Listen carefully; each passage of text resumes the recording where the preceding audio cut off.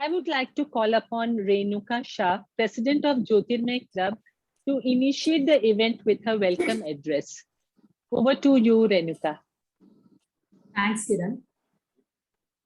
Air Chief Marshal Arup Raha, Air Marshal Padma Bandyopadhyay, Brigadier Vinod Datta, Jyotirmay governing body, members and guests. Good evening and a very warm welcome to today's webinar on role of the armed forces in independent India with Air Chief Marshal Arup Raha, Air Marshal Padma Bandyopadhyay, and Brigadier Vinod Datta. The primary mission of the Indian Army is to ensure national security and national unity, to defend the nation from external aggression and internal threats, and to maintain peace and security within its borders. Thus, the four main tasks of the armed forces are to assert the territorial integrity of India, to defend the country if attacked by a foreign nation, to support the civil community in case of disasters like floods and cyclones, etc., and to support international peacekeeping and humanitarian efforts across the globe. The armed forces are a true reflection of the basic national concept of unity in diversity. In an exemplary role model for the rest of our countrymen, soldiers of all classes, castes, creeds, and religions are able to serve the nation with total dedication, living together in barracks, eating from the same kitchen, speaking the same language, and observing each other's religious festivals. Secularism, discipline, integrity, and loyalty. These are essential values inculcated among our soldiers. Such motivated people not only make efficient and dedicated soldiers in service, but even after leaving the services, continue as nation-building role models for others. The primary role of the armed forces being to defend the territorial integrity of the nation state against external and internal threats. These strong and well-trained soldiers act as deterrents to our potential adversaries.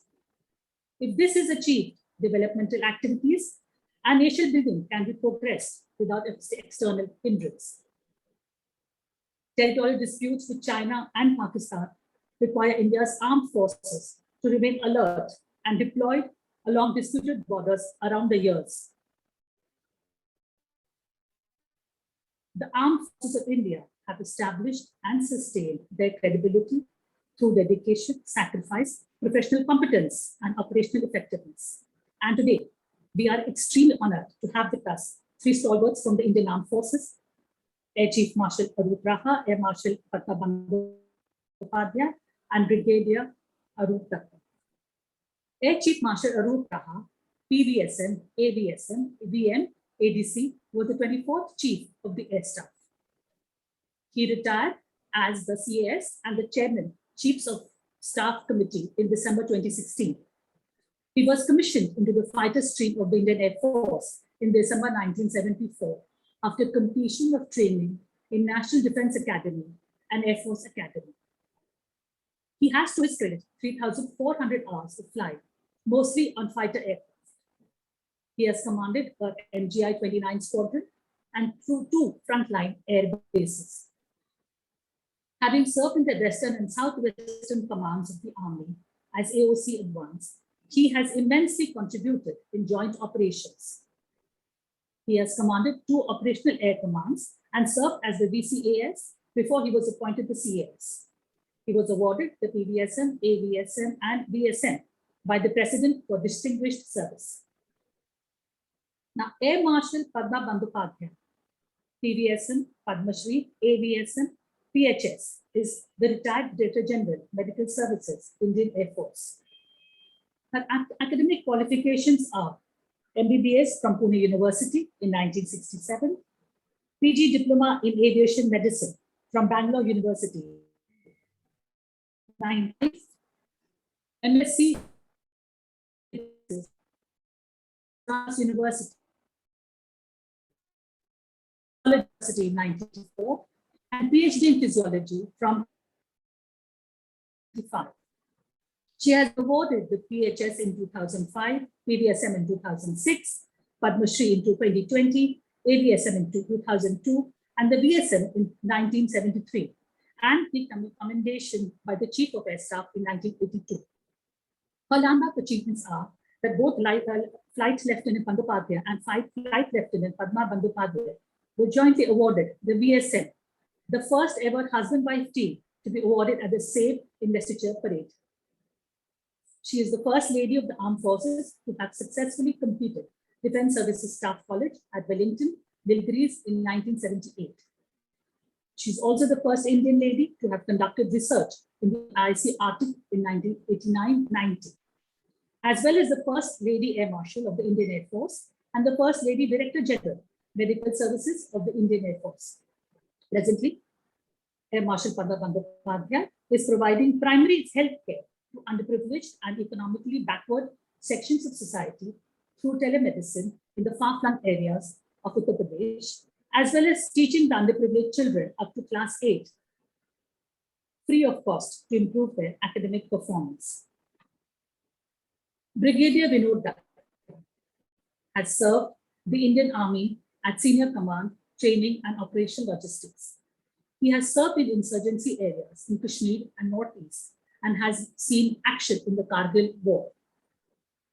He is a graduate from the Defense Services Staff College, Wellington, and Higher Command Force from the Army War College, Military Headquarters of War. He has been logistics advisor to the Royal Government of Bhutan and teaching faculty at College of Materials Management, Jabalpur, and Rani Durgavati University, Jabalpur. He has a degree in law, MBA in Personal Management and Industrial Relations, MPhil in Management, Advanced Management course on IIM Indore, Supply Chain Management and Logistics, and Project Management from MBI Gurgaon, and PhD from the Jivaji University. He is a visiting faculty in IIT, Amity University, Army War College, Defense Services Staff College, Wellington, Mewar University, IP University, and IIRB, Shimla. He has 15 years of experience in training and facilitation in executive coaching, leadership-centric programs, communication skills, and team development and building. He was the senior banking advisor in the Punjab National Bank. And Brigadier Vinod Datta also has the singular honor to be in the Limca Book of Records, to be from a family who has sent maximum number of officers to the Indian Armed Forces. Now, it's over to you, Brigadier Vinod Datta, to take the proceedings forward. And we are all looking forward to a very interesting, interactive session amongst the three of you. Thank you, and it's over to you, Brigadier. Stage is all yours. Thank you, Renuka, Jai Hind, and Jai Hind. Namaskar, Kolkata. Let me also thank Jyotirmay Club for providing this platform where we can interact with the two titans of the Indian Air Force, two pillars of the Indian Air Force. And let me tell you, if this was the briefest introduction which has been given, because if we were to introduce Air Chief Raha and Air Marshal Padma, it would have taken 2 more sessions or probably more to unfold their qualifications and achievements. I'm reminded from the batch of Indian Air Force, which has got an eagle, and I'm reminded of a sher, tu Shaheen hai. Shaheen means an eagle. Tu Shaheen hai, parwaaz tera kaam hai. Tu Shaheen hai, parwaaz tera kaam hai, tere aage aasmaan aur bhi hai. And these two military leaders have produced so many leaders. And I always say, whenever I talk on leadership, that the job of a leader is not to lead, it is to produce more leaders so that the posterity can get benefited. I am also singularly honored that I happen to serve under the able leadership of Air Chief Raha when he was the Chairman Chief of Staff's Committee and I was in the Integrated Defense Staff. And it was a pleasure to brief him on various operational aspects as far as HADR operations were concerned. And let me tell you, you can't find a more calm, cool, collected, and confident officer who always gave confidence. And even if he had a point to be given, it was packaged in such a manner that it was a great learning for us. Now, a word about Air Marshal Padma. Again, the list goes on and on. Renuka has already, given a very, very brief account of her. And I will, during the course of this talk, I will keep unfolding some of the pearls which she is hiding in her personality. And she has not many firsts. And after seeing her record, I'm reminded of one Hindi couplet. Utho Draupadi khalag utha lo, utho Draupadi khalag utha lo, ab Govind na aayenge.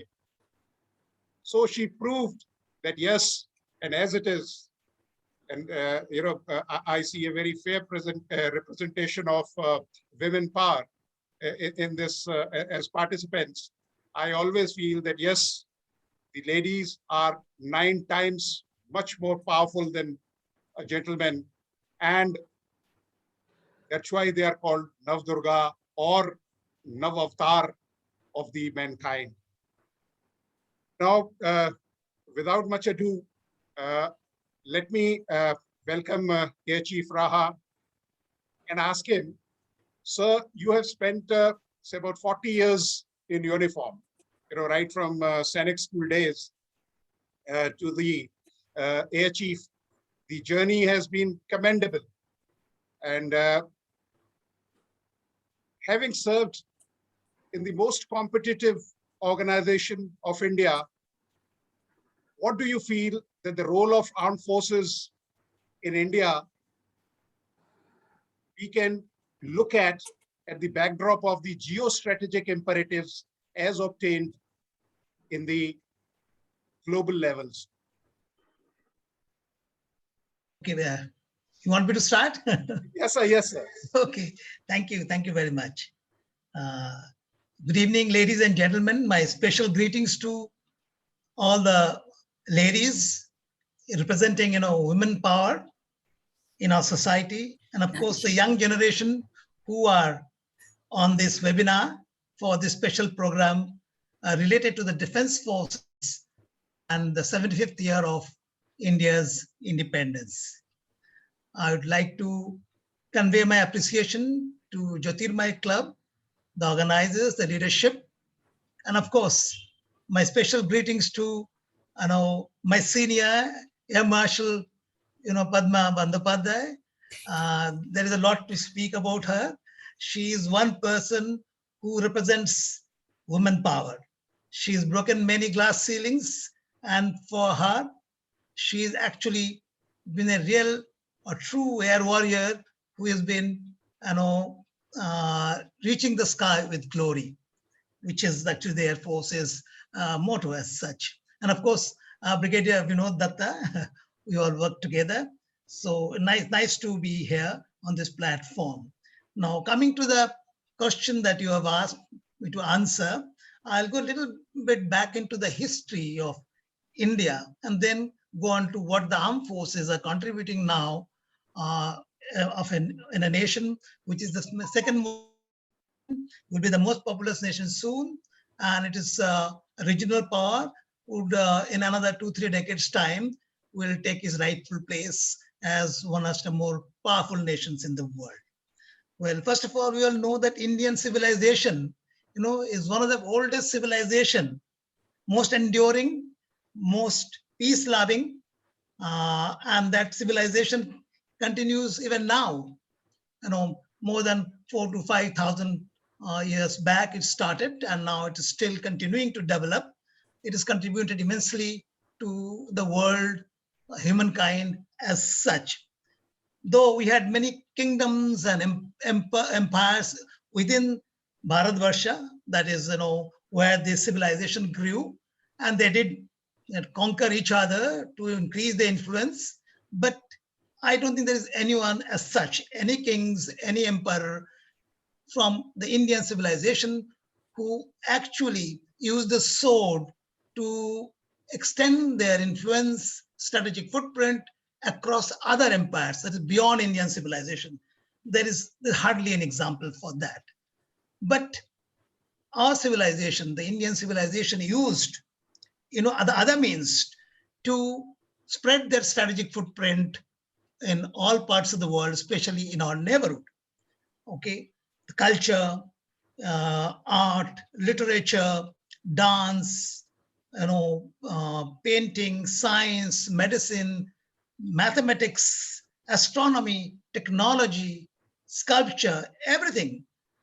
All these actually goes into making the soft power. This soft power is what was used by the Indian civilization to influence other civilizations all across, especially in Southeast Asia, South Asia, etc. So this influence of the Indian civilization is seen very clearly when you visit the Southeast Asian nations and other parts of Asia. So that is the background I wanted to give you, because for the last so many centuries in the recent times, this civilization had been eclipsed because we did not live up to the requirements of a civilization which needs to stand firm and continue to influence others. So this eclipse, the shadow of the eclipse, has to be removed by the current generation of Indians so that Indian civilization and India as such can start shining all over again. Let me come to the actual question that you asked me. In the last 7.5 decades since independence, a lot has happened. In fact, our independence was immediately after the Second World War. It was a devastating warfare, mostly fought by the colonial powers in Europe, which is later joined by Japan and the US. Death, destruction, and the maiming of our human civilization as such, and the use of nuclear weapons by the US, resulting in so much of misery and death and destruction that one could never forget the lessons of the Second World War. And it is that time that we got our independence in 1947. And unfortunately, during that time, as we got our independence, our British legacy, the rule of the Britishers over 200 years, had left us with a lot of problems with our borders. The borders with Pakistan, which was split from India in 1947, borders with China were not settled. And these continue to actually remain live. And that's why we have two live borders. On the western side, we have the LC, line of control. And on the north and northeastern side, we have line of actual control, LSC. And you all know about all the skirmishes that take place, the battles that you have fought.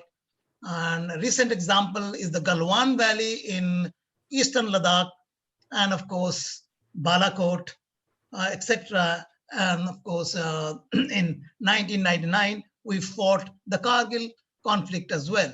So India, which is basically a peace-loving country, we want to retain and maintain and sustain peace and tranquility in the world, especially in this region, so that the masses who are actually living below the poverty line, BPL, in abject poverty, could be taken out and could enjoy a better standard of living and a high quality of life. And that is possible if there is peace and tranquility and there is economic development, which is not happening the way we expect because of the challenges that we face today. India has no territorial ambition, but we have to fight so many wars. So many conflicts we have been drawn into. 1947-48 in Kashmir, in 1962 in Ladakh and Arunachal, where actually we did not fare well. In fact, we were defeated, I would say. 1965, we fought another war with Pakistan. In 1971 was a glorious conflict, glorious war in which Indian forces very swiftly, in a lightning campaign of 14 days, liberated Bangladesh, created Bangladesh on the eastern wing of Pakistan. So that was a great achievement. Since the World War II, there has been no such conflict where such a victory was achieved in such a short time and a new country was created, that is history. But at that time, we had taken more than 93,000 prisoners of war. It is the greatest victory since the Second World War anywhere in military history. So that are the kind of achievements the Indian Armed Forces have been credited for the subcontinent and for India's glory. Then, of course, as I mentioned, the Kargil conflict took place and the Galwan Valley skirmish has taken place.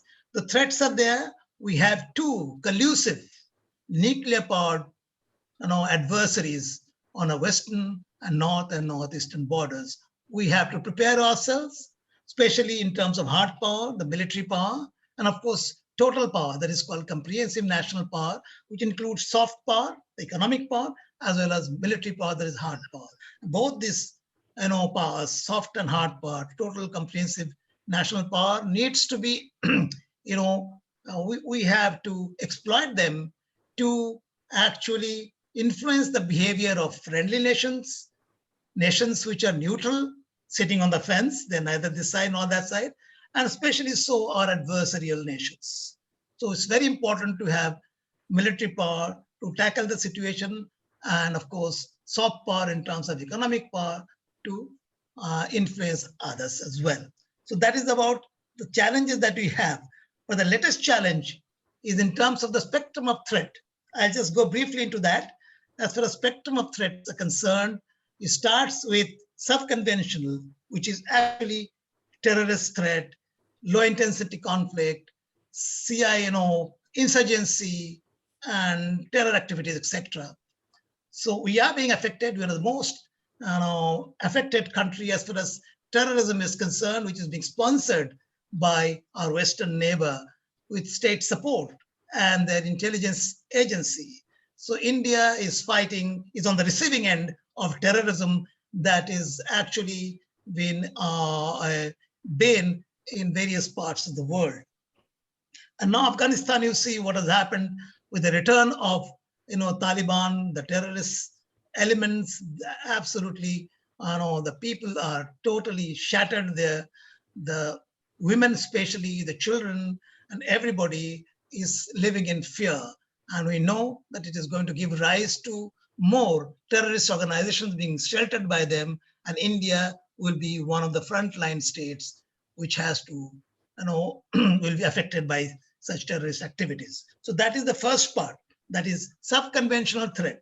We have to cater for that. We have to prepare ourselves for that. Of course, conventional threat, I spoke about various conflicts that we have been involved and how we are preparing ourselves with weapon systems and platforms and training to counter them. And the third portion is the other extreme of this conflict spectrum is nuclear threat. And India is one of the major powers which has nuclear capability, and therefore we have to sustain that as well. We have three vectors: air vector, land vector, and vector, ocean vector or sea vector. So these three vectors, we are quite good, and I'm sure we can defend ourselves again against a nuclear threat from these nuclear powered adversaries that we have. So in general, that is the spectrum of threat. Indian Armed Forces, India as a nation has to prepare itself and be ready to tackle them as and when situation arises. In addition, the latest aspects or domains that we have to fight a war is, cyberspace warfare, space warfare, drone warfare, making use of artificial intelligence, etc. So these are the new domains in which we are trying to build up capability so that India is economy, is other activities, and of course is administration, is scientific work, is protected against all these three types of new warfare. So that is the spectrum of threat. We have to prepare ourselves. And besides that, the major challenges the Indian Armed Forces faces is from the uniqueness of the terrain, the uniqueness of the climatic conditions that we operate. Nowhere in the world no armed forces in the world has to operate in the Himalayan heights of 12 to 22,000 feet, where it is snowbound almost throughout the year, where it is difficult to breathe. There is no oxygen. So we have to fight there and protect our borders. The highest battlefield in the world is Siachen Glacier. That is where India is fighting its adversaries. It's occupied throughout the year by Indian Army, and it has to be air maintained because there are no roads to this glacier. So only way to supply them with rations, with weapons, with ammunitions, and etc. is through air. So air maintenance is a huge challenge because of the terrain and climatic conditions. Then we have huge eastern sector is full of tropical forests where actually it's very difficult to operate equipment and even survival is difficult. We have the deserts on the western side where the temperatures are very high. Dust and sand plays havoc into the equipment that we operate there, especially electronic equipment. Then of course we have a huge coastline, 7,500 kilometers long porous coastline, and the humidity is very high in this region. So all the equipment that you operate have to be guarded against corrosion because of salinity, etc. So these are the challenges that we face as Indian Armed Forces because of terrain and climatic conditions. The Indian Armed Forces are well trained in all these terrains, all these climatic conditions to take on the adversary. And next, I think, we have a land border which is nearly 15,000 kilometers long. 6 or 7 nations are actually sharing the borders. Very difficult terrain, especially in the north, as I mentioned. In the east, we have riverine terrain. It's almost impossible to guard it even in peacetime, or to talk of during wartime. These are the challenges we have. And as far as the porous coastline is concerned, we have to guard against not only adversary during a conflict, but also the smuggling that goes on, the terrorist activities that goes on. And because such a huge coastline is very difficult to protect. And the example we saw was what happened in Mumbai, the 26/11 Mumbai attack, where more than 160 people were killed by the terrorists. So these are the challenges the armed forces have today, and we are reasonably prepared to take them on.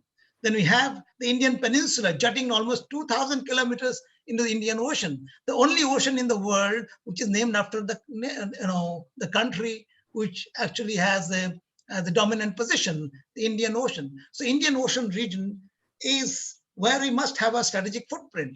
There are a lot of island territories, be it Andaman Nicobar Islands or Lakshadweep Islands. They have to be taken care of, protected, and they are also the launch pad to increase our footprint in the Indian Ocean region, South China Sea, etc. So these are the challenges as well as opportunities for the Indian Armed Forces. And in fact, I'd like to mention to you about the DBO, the Daulat Beg Oldi, is the highest battle, the landing ground or airfield in the world.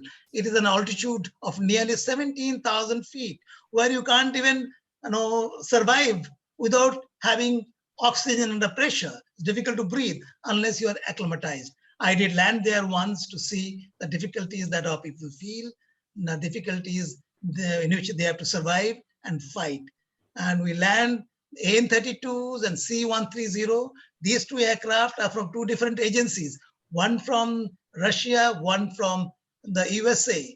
Their maximum altitude at which it can land and take off is 12,000 feet as cleared by the manufacturer. But the Indian Air Force said, we are very good professionals, do not worry. We'll prove that your equipment is better than what you subscribe. So we kept on landing and taking off from an altitude of 17,000 feet. It has many, many challenges. And in case you have a problem with the engine, you have to switch off, that aircraft will be written off because you cannot start an engine at an altitude of 17,000 feet. So these are the challenges we face. So I find that the flyers in this region are very, very brave. Single engine helicopter flying with about 500 kgs of load to the Siachen Glacier, landing on a matchbox size helipad with 3/4 of its tail hanging outside the ledge in wilderness, in empty space, and they take off, land there, take off there from there, and keep our forces supplied all the time. So these are the challenges we face. And other functions that you do is aid to civil authorities. And you all know, as was mentioned, that HADR, Humanitarian Assistance and Disaster Relief Operations, is one of the main objectives of aims of the armed forces. Like any other services, IAS, IFAS, IES, postal service, railway service. Similarly, we also have the armed forces called the defense services. It means we are there to serve the nation. The defense services, the armed forces people, beside their primary duty of protecting the integrity and sovereignty of the nation, they're all the time very inclusive to serve the Indian nationals, our countrymen. And they're the first to arrive in case of a disaster situation and last to leave. Make sure that people have been rescued, they've been fed, they've been given clothing, blankets, medical this thing, everything, and at the end they leave that place. This is the kind of contribution the Indian armed forces are making in terms of service to its own people. Indian armed forces is the epitome of national integration, and I would say that secularism, we follow secular, we are totally secular, and we are totally apolitical. The only person who is above us is the Supreme Commander of the Armed Forces, the President of India, and the Indian Armed Forces serve the Constitution and its people, not its political masters, who is in the government. So that is something you must understand. Indian Armed Forces are also involved in UN peacekeeping operations, projecting the image of India. It is also involved in military diplomacy, in holding exercises with various nations. Everybody is very keen to exercise with the Indian Armed Forces. Why? Because it has got tremendous experience and expertise in managing various types of weapon systems sourced from various people, various countries, US, Europe, from Russia, from Israel, and from our own. So all these systems have their own difficulties, but all these are integrated in such a fashion. The interoperability is not a problem with Indian Armed Forces. Others want to learn from us in this regard. So I'll end it there. I'm sure there is a lot to talk about. Thank you. Thank you very much, sir. And that was very comprehensive and a 360-degree coverage of all the nuances which we were expecting. And that's, from the cockpit of a fighter pilot. Now, I also want to tell you that I'm again, honored that Air Marshal Bandyopadhyay, she did staff college with my father, the 34th staff course. And let me tell you that course has produced 3 service chiefs. So, and it is, let me tell you that 7 to 8 lakh people appear for NDA exam.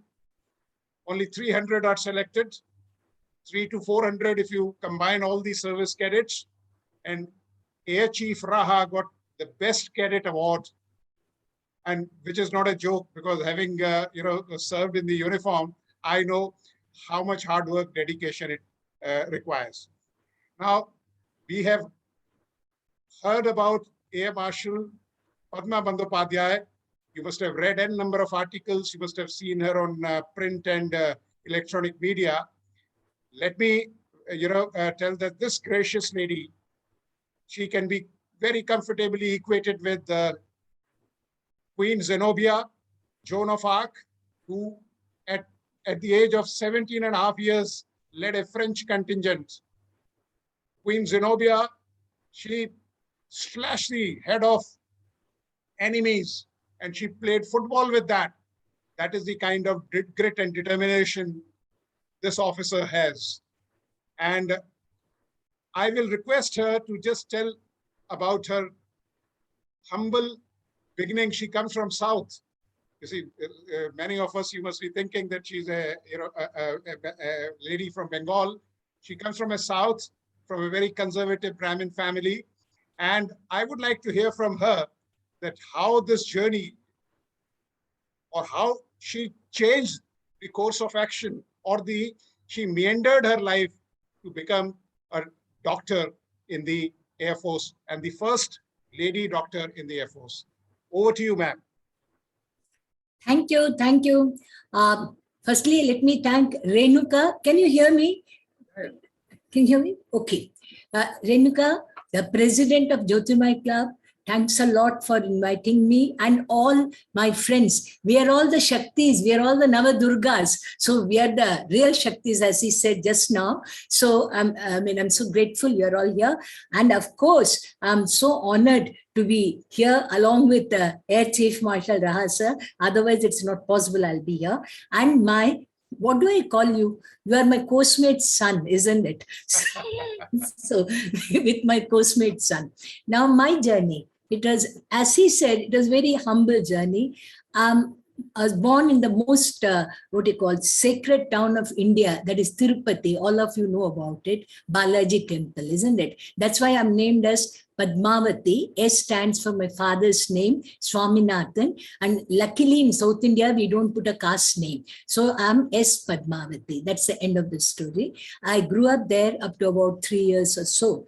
Then in those days was, tuberculosis was rampant. Even Prime Minister Jawaharlal Nehru's wife died of tuberculosis. My mother also suffered.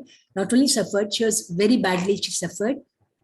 We came to Madras, me and my mother. I was 3.5 years old, in one room on top. Do city niche jana hai. Madras always had water problem. When I was 3 years also it had. Now I'm 76. Even now there's a water problem. You have to pump karke gada mein pani leke aao. By the time I climb up, everything went off. Naturally it will fall off. But I didn't feel cold because Madras is always hot, hotter, hottest. So no problem. Some rice I used to make, and we lived 1 year there. It was quite tough, but that doctor used to come and give injections and all to mama. Then my father said, enough is enough. We all came to Delhi. But the joke was, I couldn't talk to my brothers because they were living in Tirupati. They spoke Telugu and I spoke Tamil. It was all a mixture. Acha secularism tha, khichdi pakta tha. Anyway, we grew up. Mama went straight to hospital. Those days there was no AIMS. It was Safdarjung Hospital. So once a week we were allowed to go. Tanga mein jate the. बहुत मजा आता था. राजा माफी लगता था. ठक ठक ठक जाता. आजकल का गाड़ियां तो कोई हिसाब में नहीं आता. So I saw that doctors and nurses looking after all the patients. That is where the spark of being, I wouldn't say doctor, I rather wanted to be a nurse, to be with the patients, to help them. Well, anyway, I just thought about it. I didn't have the courage to tell. So anyway, I passed my 8th class. 9th class in those days was at arts and science. Arts means humanities, Mama says, घर के सामने school है, जाके वहां पढ़ो. क्यों दूर में कोई स्कूल की जरूरत नहीं है. लड़की पढ़ के करने क्या है? That's another story. Okay. And then some auntie came and said, chemistry पढ़ेगा तो लड़की जल जाएगी, उसका शादी कैसे होगी? The end all result of a girl is शादी, So that was also there. Anyway, चलो पढ़ लिया.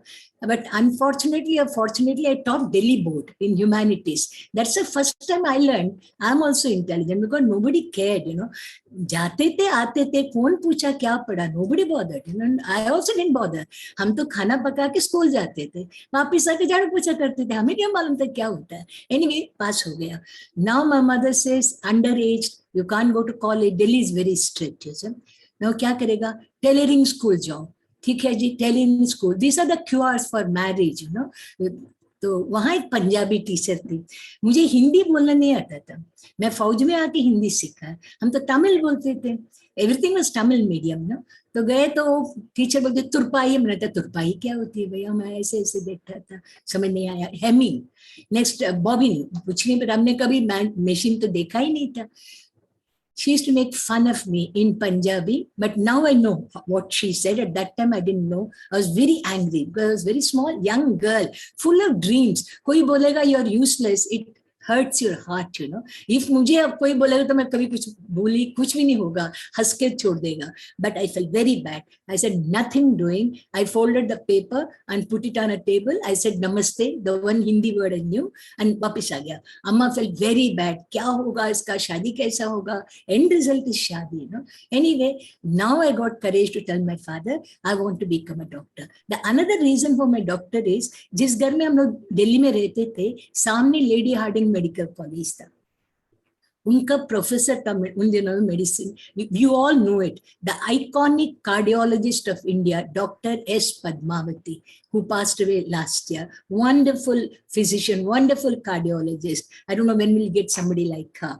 So उसके घर के सामने खड़ी होती थी छोटी लड़की, हम भी एस पद्मावती हैं, हम भी डॉक्टर बनेंगे. पर हमें नहीं मालूम था डॉक्टर कैसे बनते हैं. I didn't know about it. Anyway, these were the dreams, you know. My poor father went up and down. Everybody laughed at him. क्या history, economics, Tamil और संस्कृत साथ कैसे medicine पढ़ेगी? No way. Anyway, one South Indian gentleman happened to be the professor there, Subramaniam. He said, if a person can do arts, same person can do science also. क्या फर्क पड़ता है? थोड़ा सा मेहनत करना पड़ेगा. Doesn't matter. So he let me join in. Anyway, that was my opening. You know, my floodgates were open. I joined pre-medical. Then I passed my pre-medical well. I passed my All India Institute also. उन दिनों में NEET wait नहीं होता था. There were 2 medical colleges in Delhi. One was Lady Harding, purely for girls, and it was not residential. AIMS was residential. और उसका 300 रुपया का फीस होता था उन दिनों में. 62. Where do you go? There are 6 brothers behind me. No, it's not possible. Well, middle class family. ठीक है, no problem. That was the time this Chinese war came. हमने तो 7 पीढ़ी क्या 77 पीढ़ी में भी हम फौज को नहीं जानते. हम never knew a thing about फौज. But that हम लोग दिल्ली में जहाँ रहते थे, हमारे दोस्त सब लोग गए, वापिस ही नहीं आए. That made a lot of impact. हमें भी फौज में ज्वाइन करना है, पर कैसे? लड़कियां तो ज्वाइन नहीं करते थे. Nobody was there. So then came that AFMC, Armed Forces Medical College. They said girls can join and they can become PC officers also. How relieved I was. I can become a doctor, I can join Fauj, and I can do something for my country. So I joined, I passed the exam. It was a very tough competitive exam. There were 105 boys and 15 girls selected. Out of the 15, 5 were given the PC. If you are medically fit, that is of course a very important consideration. That's how from a tailoring school, I landed up in a medical school. That's my story in short of otherwise maybe I would have married a Venkatraman or a Subramaniam or somebody, no, that's how it would have been. I would have had 2-3 children and sambar, rasam, dosa, idli banati thi. That's the end of the story, isn't it? So life takes its own turns, but you have to work very hard. My pre-medical was very, very, very tough for me, but somehow I managed it. So I could join AFMC, and that was a turning point. And a wonderful institution. I would tell everyone, if they want to become a doctors, please go. सिर्फ रट्टा मारने की पढ़ाई नहीं है. They make you a human being. They make you a total personality. They make you think what is India. It is not just earning money as a doctor or anything. It is a service with humility. I mean, it's a beautiful place, and I'm very indebted in my life for joining and giving an opportunity to join Armed Forces Medical College. This is my short story from Dosa Idli to Armed Forces Medical College. It was very interesting. मजा आ गया था. बहुत काम किया. That's Thank you, Air Marshal. Thank you very much for a wonderful, story which you conveyed, which was a reality. And I'm sure the posterity, the millennials, and the young mothers who are here are going to tell the people that, yes, this is how you must take the challenges. This is how you must take life head on, and never say, that you can't do it. Now, I will, focus my question to the Air Chief. And like a true fighter pilot, he has already shot down 2 of my questions by, covering, giving you a 360-degree spectrum of the geostrategic analysis in a beautiful and a comprehensive manner. You see, if you see his journey from a young lad to a leader, he has always excelled. He has always been a person who has shown beacon to his friends, philosophers, and to the subordinates. I would like to request you, sir, to kindly give us some anecdotes from your illustrious career And I would also request you to jettison some pearls of wisdom for the youngsters, that what kind of leadership role or what and how the leadership has transformed when you joined the Air Force, and now what is expected from the people to be joining the armed forces. Thank you, Vinod. I think in any organization, the most important aspect on which its success depends, on which achieving the aims and objectives of the organization is concerned, depends on the leadership, and basically the top leadership. So if you have good leadership, then the organization will flourish, the people will be happy, you will get your jobs done, and the nation will prosper, the organization will prosper. Sorry. So, leadership has got various types of leadership. Visionary leadership, the highest grade. There are not many visionary leadership in the world. We had one or two. And in the military also very few. I can only think of a few as of now. But adaptive leadership is what is applicable in modern day, including the armed forces. And for any leader to succeed, the leader must know that there are three basic resources on which the leader has to work on. It is the equipment, weapon systems for the armed forces in this case, the infrastructure to support maintenance and operations of that equipment, and thirdly, and the most importantly, the human resources. Because you may have the equipment, weapon systems, the best of it, technically the best. You may have the best of the facilities in terms of infrastructure, like the Americans have. But if you do not have proper control, proper motivation of your human resources, the man on ground, man and woman, I would say, then you would have lost everything. The human resources management is the most important resources, who will work on these two other factors to produce results. Sorry, I'm getting a bad throat now, but doesn't matter. So in the Air Force, our motto is, I would say, people first, mission always.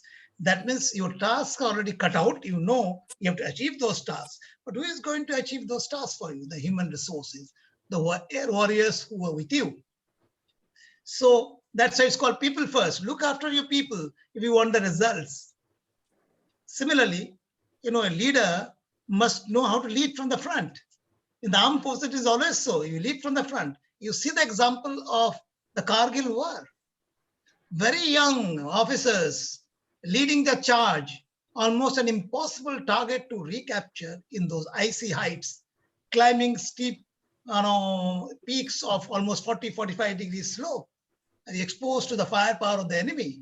They sacrificed their lives, but because of the will, because they led from the front, those enemy posts were overrun and he won a victory in Kargil. So leading from the front is very important. I know at least in the Air Force, like in any other two services of ours, the very first mission in a war is flown by the CO. Commanding officer leads that formation. And everybody in the squadron, all the pilots want to be part of that formation because they get enthused by the leadership. So many, Air Force commanders have led those missions, the very first mission in a war. They may not have come back, but they set the standards. It set fire to the imagination and the morale of the people in the squadron. That's what I'm saying, that human resource management, leading from the front are very important aspects of any leadership, anywhere in any organization. That's about leadership. Anything else you want me to speak about? Thank you very much, sir. Thank you very much. And now I will address my question to Air Marshal Padma. You have had a lot of, firsts, and let me tell you the intrinsic grace and the innate charm which you still have even today on your personality. you have spent a large chunk of your career in forward areas, in forward air bases. You were not a cantonment soldier. And I just want you to highlight that how did you have the work-life balance? Because you have seen action. You have seen the 1971 war. You have seen even the Kargil operations. I just want to ask you that how could you, because there are a lot of working mothers, and what Indra Nooyi had once said, that you have to set your biological clock as per the family. Like once her mother-in-law said that you may be a chairperson of Pepsi, but you have to keep this tag outside the house. So how could you balance this, both the kitchen part and the cockpit part as an Air Force officer? Everyone, I want to say this, the days are gone when ladies are looking after the kitchen and looking after the children. Now, each one of us are going to do better and better in some field or the other. It could be any field. It could be armed forces. It could be, banking. It could be medical. It could be anything. Now, every one of us are going to go through this. There's one aspect that is your profession. There's one aspect which is your family. It has to be balanced. There is no rule, 6 into 6 is 36. It is just not so. There is a lot of adjustments and accommodation has to take place. But first is the work, especially in the armed forces, we three of us know, it is not a work 9 to 5. It is 24 into 7 into 365 till we live. I mean, even today, I mean, if something, I mean, I offered myself for COVID duty. They said, you're too old, otherwise I would have been in the hospital. I mean, we are ever prepared. This is our job. This is one aspect of it. When you are doing that, don't think of, I mean, I feel, at least I did, I don't think of my home at that point of time. And I had brought up my children. Dono beton ko bataya hai, if you're sick, because many times I'm on temporary duties. So who is going to, don't cry, ki mama aayega, papa aayega, nothing of that sort. Go to the MI room. They will treat you. If something is serious, they will let me know. They are my colleagues. They will tell me your child is sick. Then when he goes to hospital, I'll also reach there. Why should I tag on to a person? Be independent. That's a first lesson.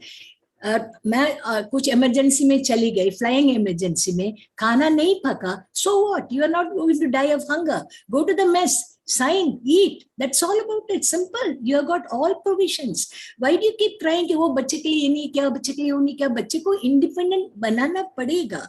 Then they will realize how good it is, because in an emergency situation, it can happen to any one of us. Luckily, we have our armed forces set up. You have a mess. You have people there. The most important thing for a mother, your child is safe within the campus. Can there be anything better than that? I mean, nobody is going to abduct your child. So I'm absolutely relieved. I have no problem whatsoever, because I know खाना भूख लगेगा तो मैं इसमें जाके sign कर लेंगे, कोई प्रॉब्लम नहीं है. बीमार हो क्या हुआ, दो ही चीज हो सकता है, either the child is hungry or the child is sick. If you are sick, go to the MI room. Why should the mother tag along? Lucky I'm the doctor. If not, you would have gone to the MI room with your mother or father, whatever, isn't it? This is the training I gave to the children. But when we were at home, we should look at the other side. As we know, 200 साल के बाद बोरी बिस्तरा बांधना पड़ता है. It's a natural life. I don't feel bad about it because you can see the whole of India without even paying a naya paisa. बहुत अच्छा है. Then only you realize how good or how bad and what all things are there. कुआं के मेंढक का माफी बैठे रहेगा तो you think I'm the best. It's not so. Every part of India is so beautiful. But the problem is with the children. Now, when they go to Punjab, well, in those days, the central school, everybody will teach in Punjabi only, naturally. English में book है, but पढ़ाई पंजाबी में होगा. ऊपर से, ओ मुंडे तुसी चाय लाओ, ओ मुंडे तुसी ये कर देना, कुड़ी ये कर देना, and all that, it will happen. It's a localism, Same in when you go to Jorhat, they teach in Assamese. Okay, now what does the child get? He doesn't understand what is happening. So that is the work we had to do. as parents, we have to teach them in English, from that Punjabi and this thing, whatever language, we have to teach them in English. It was a little difficult. Look at the child's side also. They don't even have friends. 2 साल एक दोस्त था, और 1 साल और एक दोस्त आ गया, मेरा दोस्त चला गया. They used to feel so bad कि मेरा दोस्त का posting हो गया. It's very, very important for the child to grow up with friends, This is one drawback, but they have to get used to it. If you are a Fauji child, you have to get used to this. There's no question. You're not going to be with your friends up to 25 years and all. It's not possible. But my family was not only my children. When I got married, I moved with my in-laws, my first MD was in Bengali. That's how I learned Bangla, cooking. I'm a pure vegetarian brand, Iyer. So we don't even eat pyaj, lesson and all that stuff, And there to march and mom show, I said, Bapre, ye kya hota hai? I didn't know anything. It hit me. But anyway, dire, my Babuji and Ma, that's my in-laws, they taught me so that today nobody can say this Boma is useless. This Boma is as good as any other Bomas of Bomas, So that is because of them. But a lot of work had to be done from both the sides. They had to teach me, I have to accept it, understand it. And when the war took place, my son was how much old? June 71, 3-4 months ka tha. He was sent away, became a non-family station. Naturally, it will be a non-family station. So my in-laws and my son, who was about 4 months old, they were sent away. I was the only doctor there. And the surgical team, that was the best joke. They were coming and coming and coming and coming. They were coming for the last 1 month, but they reached that place after the ceasefire. So there was no surgeon, no anesthetist. This is the only MBBS doctor. But pata nahi kaise shakti aaya, Bhagwan ki daya ho, jo bhi tha, I could do to the extent of doing amputations because it was required. Otherwise, they would have lost their life also. Then I sent them to base hospital. They improved also. All this I could do because of my MBBS training. That's an internship which I underwent, That was great. And there are problems with the child. You have to look after, but it should not, when you're doing your office work or whatever work it is, don't get the family in. I think maybe you have to make partitions in your brain or wherever you want to. When you're with the family, you've got to look after them. But today you've got so many things to distract yourself. एक phone है, दिन भर सभी लोग कान में रख के बैठते हैं, मुझे नहीं समझ आता उसमें है क्या. सुबह उठते ही भगवान का नाम आके ऐसे से कुछ करते रहते हैं. I mean, it's a waste of time. I mean, it's a very important tool, but it's taking so much of our time, This could be sent with that. Now, no family is eating together, even the dinners. Everybody is in their room with their phone like that. Kya Bhagwan ka aata hai? Pata nahi, kuch pata nahi hai. It's I feel very bad about it. You have to spend time with your family. When you're with the family, it is family. When you're with your work, the work is paramount. There's no other thing coming. Beta ka kana nahi mila, ye ho gaya, wo sab baatein sochna hi nahi hai. Otherwise, you can't survive because it's not only working. You want to improve. You want to reach the top. Even a cheaty wants to go higher and higher. Don't you want to reach the top? If you have to reach the top, nobody is going to give you a post just because you are a lady. No way. You should not even accept it. You should be capable of handling it. For that, you have to work hard. You have to learn. You have to improve your skills. Nobody is going to just give it on a platter. So you have to work hard. So this talmeil, how you do it, I don't know. It is not 50-50. It is not 0-100. It is at times, family is very important. At times, work is very, very important. That differentiation, the individual it is why only women. Men also have to do it. Everyone has to do it. Isn't it? Everyone is doing it. Otherwise, you can't do it, all the time. Yeah, we have got one more job. अभी वो कम हो गया. पहले पूरा खाना पीना, बच्चे देखना सब हमारा काम था. वो अभी थोड़ा कम हो गया है. So that way, but every one of us have to do it. And you have to, if you want to reach the top, you have got to make yourself the compartment करके अपने आप को अच्छी तरह जो भी कर रहे हैं अच्छी तरह कर रहे हैं. There's no shortcut to it and no excuses. The one rule is don't keep saying मैं लड़की हूँ मैं नहीं कर सकती, तो बकवास है. If you want to work, please work hard. and be equal. No special privileges required for anybody, no special treatment required for anybody. You improve your skills, do well, and nobody will stop you from reaching anywhere. Sky is the limit. Like our motto, Navasprisha Deeptam, touch the sky with glory. That's how I did it. I don't know whether I'm correct or not, but this is how I could manage. And my family supported me. That's also very important in this. You know? Thank you.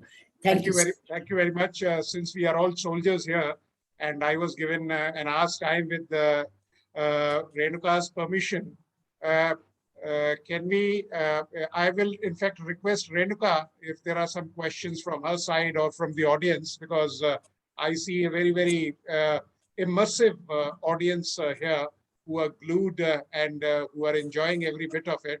And let me also summarize two things. What I have inferred is that the leaders are molded, they are not born. And you must have seen the two great personalities with whom we are interacting. They have created a place for themselves. And it is said that a person of character is a person of courage in war. And both of them have proved it. So what I want to say is that if you play with chickens, you will cluck. But if you play with eagles, you will fly. So, जिसे कहते हैं ना कि सत्संग क्या है? यही संग है. सच्चा संग is सत्संग. So if you interact with such leaders, if you interact with such people, I'm sure you are going to come out with flying colors. Now I will request Renuka, if you have any questions or if there are questions from the audience. Yes, sir. May I take just 2 minutes? You know, Yes, do we have time? Just 2 minutes. Yes, sir. Yes, sir. No, basically, I wanted to speak about Air Marshal Padma's achievements. There are so many of them. You know, she hadn't had the time to actually tell us all that, but I'm sure there'll be another opportunity. But right from her time, there is so much which has been done by the women to break the ceiling every time in the armed forces.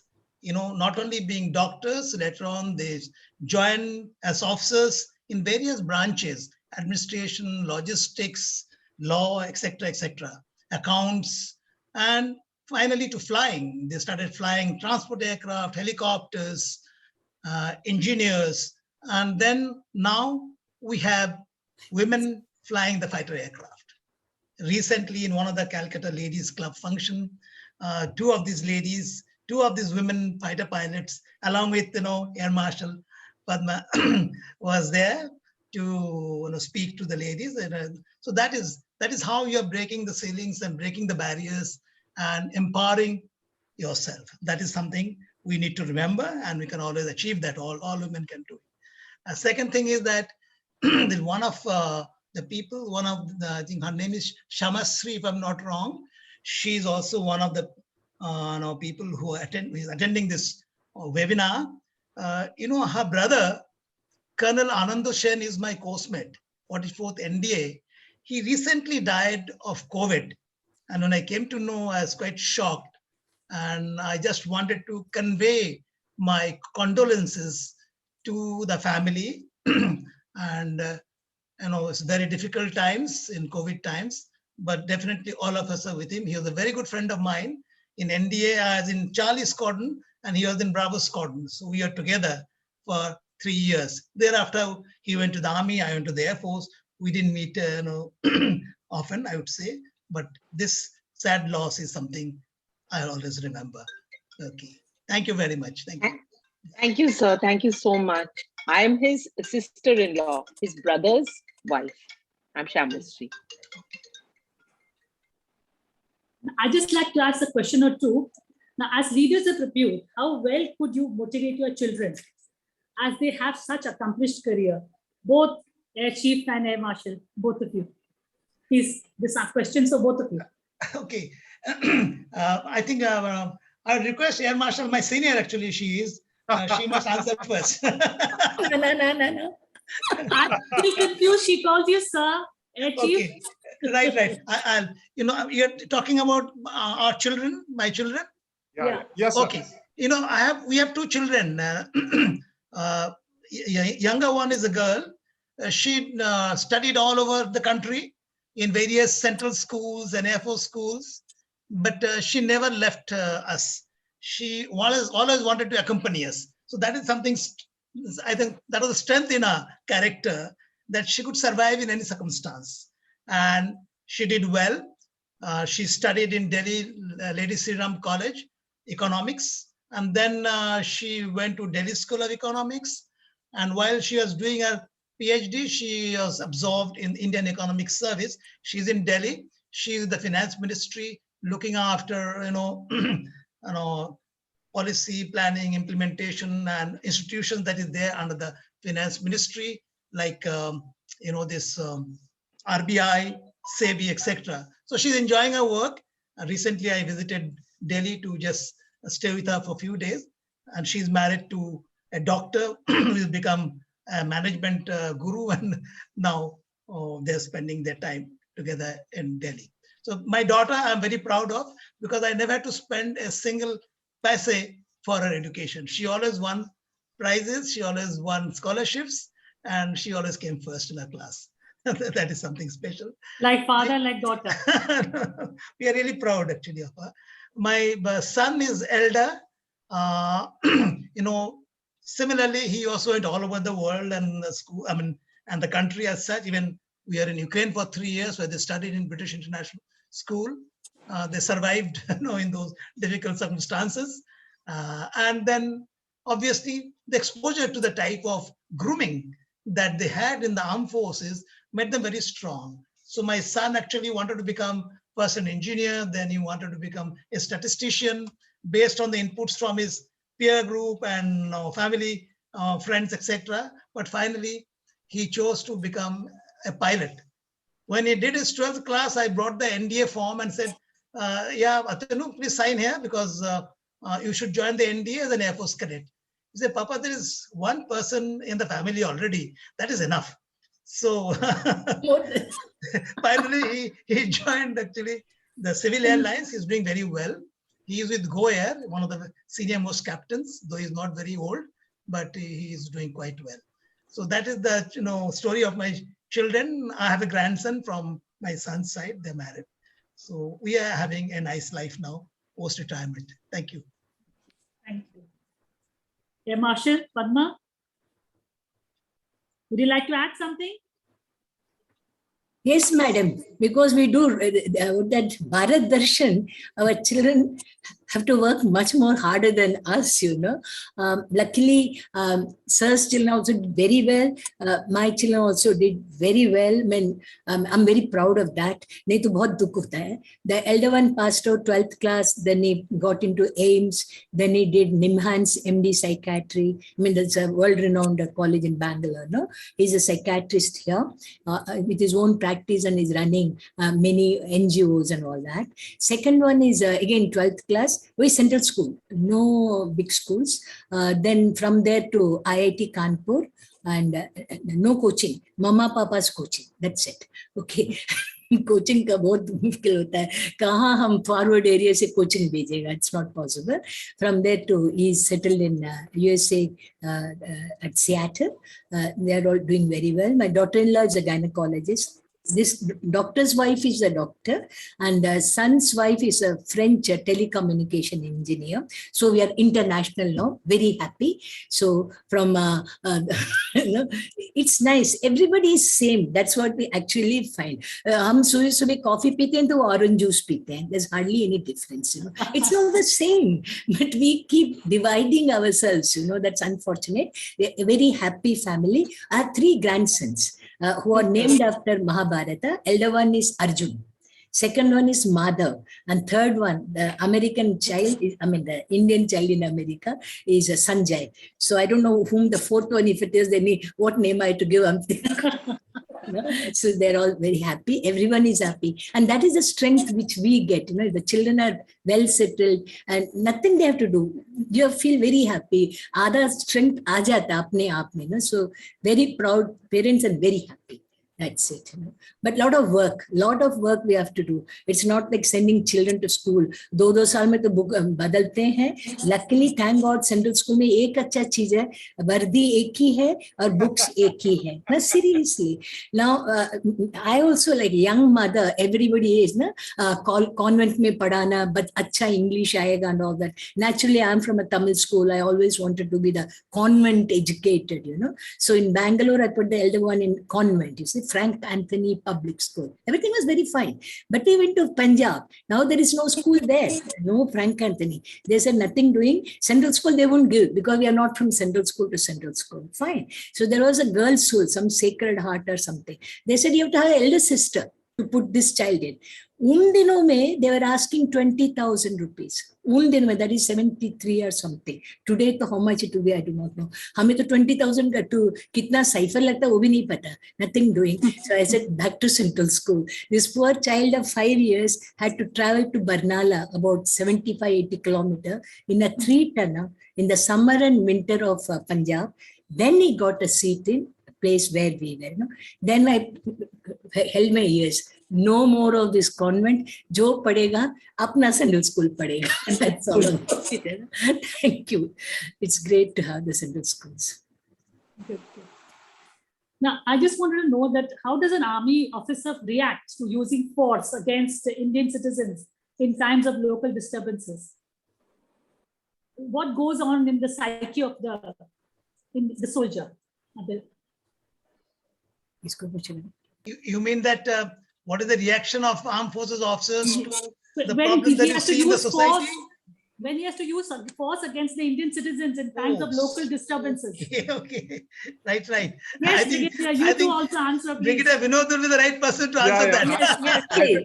I think I will answer that. You see, we are confronted with a lot of situations where army is called for, in aid to civil authorities. Aid to civil authorities. Yeah. And in this, what happens is whenever the situation becomes overwhelming to the local police or to the armed constabularies, the army is called. And the instructions are very clear that we do not use any kind of substantial force. Our aim is to just disperse them. And we are strengthening the hands of the administration, which otherwise is not able to cope up. Because it is, you see, our primary role or mandate is to look beyond the borders. And insurgency or any kind of internal disturbance is a police job. Unfortunately, insurgency has fallen into the army's lap. Yes. And a better part of the force is involved in insurgency, be it in Northeast or in Kashmir. But believe you me, it is a very difficult task, to fire on your own people, even if it is for the effect. But yes, the army, the training, the ethos is such. And let me tell you that the army works on one principle. It is written in the Indian Military Academy, the Chatwood, motto. The safety, honor, and welfare of your country comes first, always and every time, which means nation first.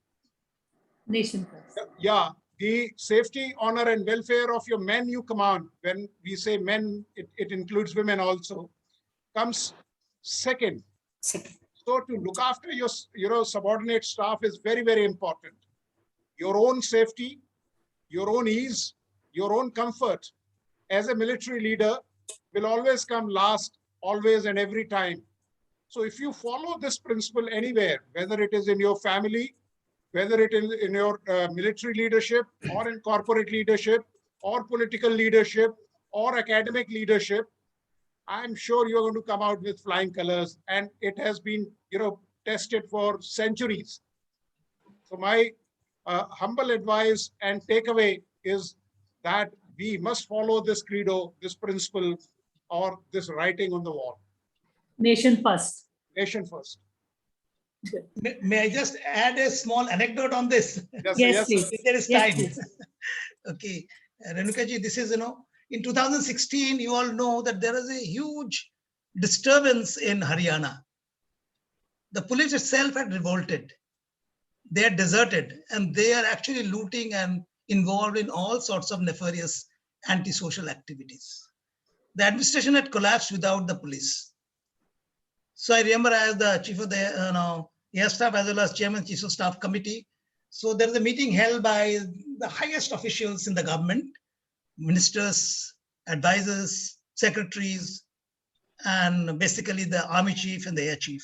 We are there. And for almost 45 minutes, a huge briefing went on what is happening in the status in Haryana, how things are out of control, how the administration and the police has failed totally. A lot of political leaders, ministers, and other functionaries made very emotive talks that if required, I'll myself go and fight it out and restore law and order. But finally, after 45 minutes, almost everybody left that place, that meeting. The only persons left were the army chief, the air chief, and the chairman chief of staff committee, the home secretary, and 1 or 2 police personnel. So we knew that finally it is the armed forces which have to look after the problem. After all, armed forces have to be the savior.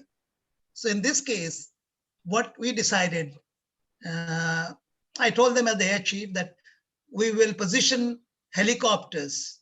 It will make number of sorties, as many as required. Medium lift helicopters, Mi-17s we have all around Delhi and all.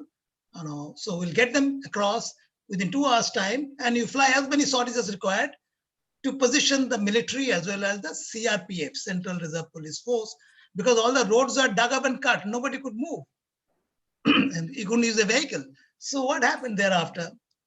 Army chief was sitting next to me. I said,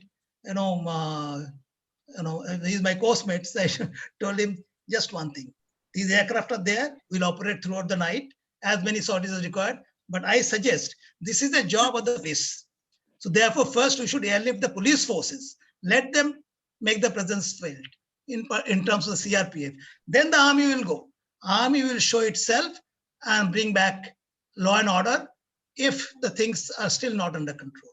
So that is the kind of work we do, and we know the strength of the nation where it lies. Who is there? Who is going to save this nation in case of an emergency? What to talk of only fighting, of course, the adversary. Everybody in the country is charged, supercharged, and going to give you a lot of credit and help you.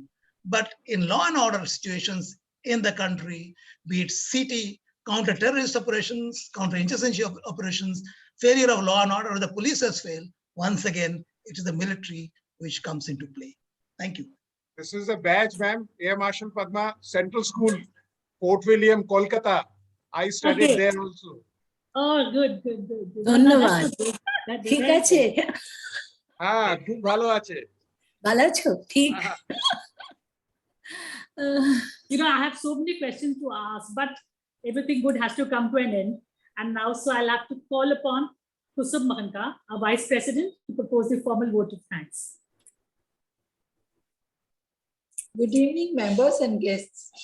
I deem it a privilege and honor to propose a hearty vote of thanks on behalf of Jyotirmay Club and all of us here to Air Chief Marshal Arup Raha, Air Marshal Padma Bandyopadhyay, and Brigadier Vinod Datta for kindly acceding to our request to interact with us and share their thoughts and experiences. We also take a moment to thank our gift partner, Shri Bhattar, media partner, Sanmark, and graphic partner, White Space. Thank you everyone for your participation. Now it's you too, Renuka. Thank you, very much. Kusum. Thank you. Thank you. In fact, we have had a very interesting, inspirational talk today.